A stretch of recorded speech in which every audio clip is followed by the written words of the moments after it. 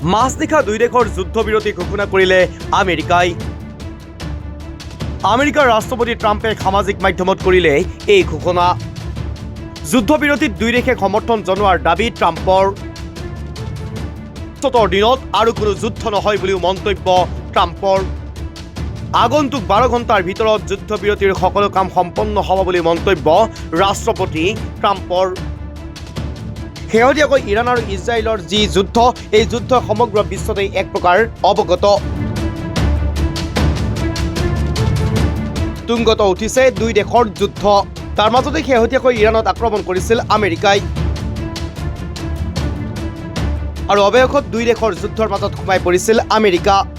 শেহতীয়াকৈ কালি পুৱতি নিশা সামাজিক মাধ্যমৰ জৰিয়তে দুই দেশৰ যুদ্ধবিৰতিৰ কথা ঘোষণা কৰিলে ৰাষ্ট্ৰপতি ট্ৰাম্পে। দুই দেশে যুদ্ধবিৰতি যে কৰিছে সেই কথা ঘোষণা কৰিছে ৰাষ্ট্ৰপতি ট্ৰাম্পে।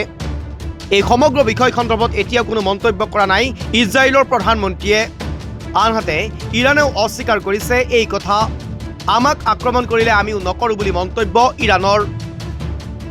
শেহতীয়াকৈ ভাৰত পাকিস্তানৰ মাজত যুদ্ধবিৰতি ঘোষণা কৰিছিল আমেৰিকাৰ ৰাষ্ট্ৰপতি ডোনাল্ড ট্ৰাম্পে।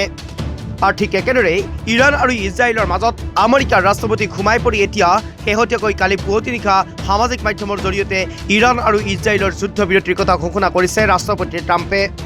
কিন্তু সমগ্ৰ বিষয় সন্দৰ্ভত এতিয়াও দুই দেশৰ পৰা নাই কোনো মন্তব্য। ইজৰাইলৰ প্ৰধানমন্ত্ৰীয়েও এই কথা স্বীকাৰ কৰা নাই, আনহাতে ইৰাণৰ বৈদেশিক মন্ত্ৰীয়েও এই কথা স্বীকাৰ কৰা নাই। দুই দেশৰ মাজত কোনো চুক্তি স্বাক্ষৰ হোৱা নাই বুলিও মন্তব্য কৰিলে দুই দেশে। কিন্তু আমেৰিকাৰ ৰাষ্ট্ৰপতি ডোনাল্ড ট্ৰাম্পৰ দাবী, দুই দেশৰ যুদ্ধৰ মাজতেই আমেৰিকাৰ ৰাষ্ট্ৰপতি ডোনাল্ড ট্ৰাম্পে যুদ্ধবিৰতি ঘোষণা কৰাক লৈ এক প্ৰকাৰ আচম্বিত হৈ পৰিছে, আচৰিত হৈ পৰিছে বিশ্ববাসী।